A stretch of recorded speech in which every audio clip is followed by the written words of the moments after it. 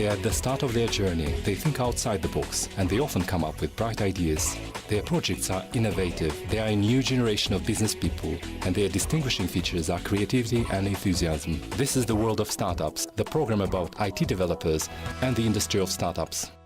Hello everyone! Another week went by quickly, and the world of startups is back with you again. I'm Kazakhstan. Today we talk about women's realm, fashion. What sort of innovations can digital technologies bring to the industry of beauty? Watch in this episode.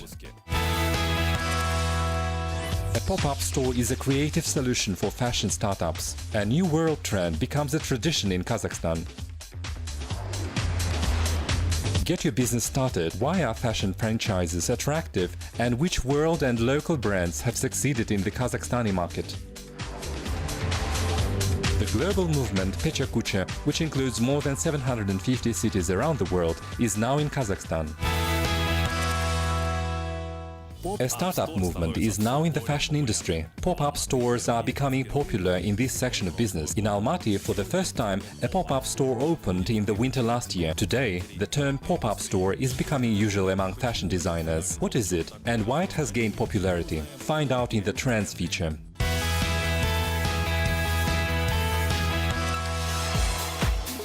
A pop-up store is a temporary store at a designated venue that functions from 1 to 2 days to a week. A pop-up store is an ideal place where beginner fashion startups have an opportunity to let their potential customers know about their product, and it's where experienced fashion industry workers can present their new collections as well as their experimental ones. The first pop-up fashion event gathered 20 participants, and the recurrent one is the fourth that has gathered 35 participants. The organizers have learned a lot from their own mistakes while organizing the events.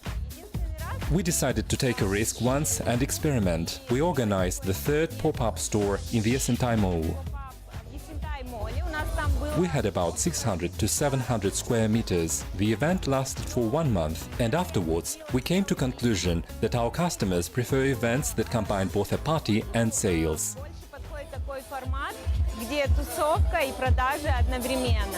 One of the new batches is a team of young designers that set up the Etage Group startup. They create designs for billboards and shop windows. However, they came to the pop-up event with another project, with their own magazine called Etage Magazine. It is devoted to fashion, design, cultural events, architecture and science.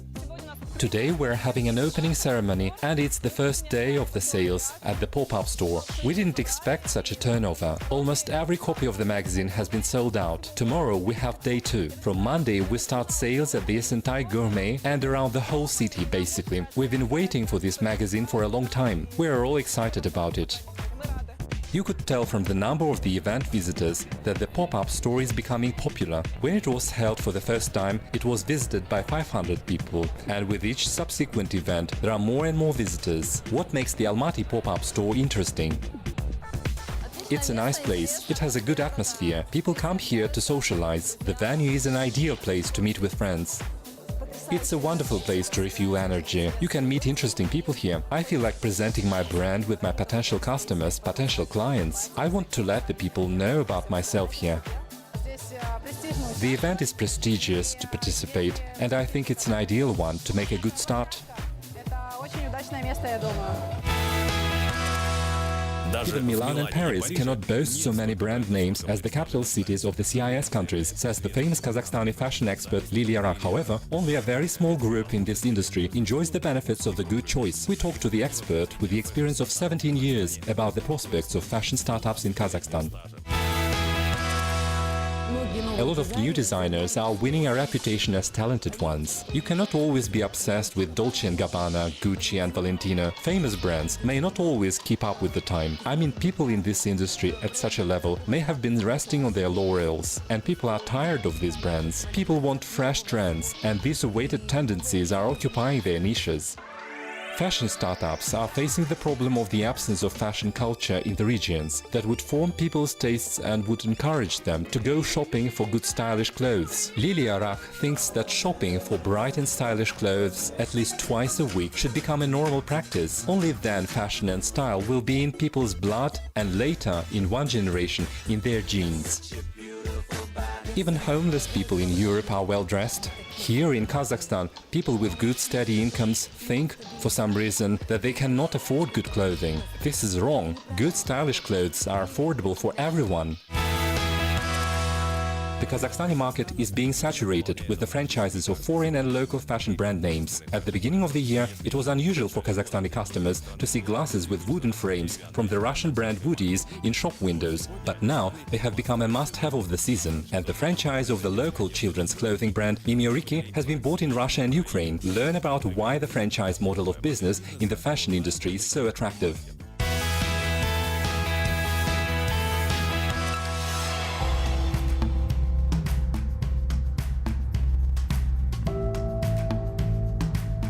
The Russian company Woody's was set up by two friends in 2012. They started sales in November last year, and despite the fact that the first collection didn't sell well, they earned $15,000. The glasses stand out with handmade work and natural materials. There are 8 kinds of design. For each design, a certain type of wood and lenses are chosen. The client can choose from 130 options. In addition, customers can choose a personalized design on the bridge, such as their name engraved, quotes, or a logo. The owner of such glasses can be proud of having the unique design, being the only one of its kind. Watching your business grow can be compared to watching your child grow.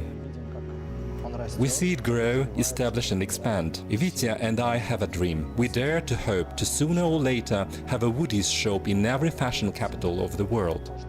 Slowly but surely, their dream is coming true. From the beginning of this year, the official store Woody's was opened in Kazakhstan. An experienced marketing specialist, Aygerim Tulemisova, has bought this franchise provided that she sells 50 items a month and that she promotes the brand in the region. Today, the Woody's glasses are in every Kazakhstani fashion-conscious customer's wish list.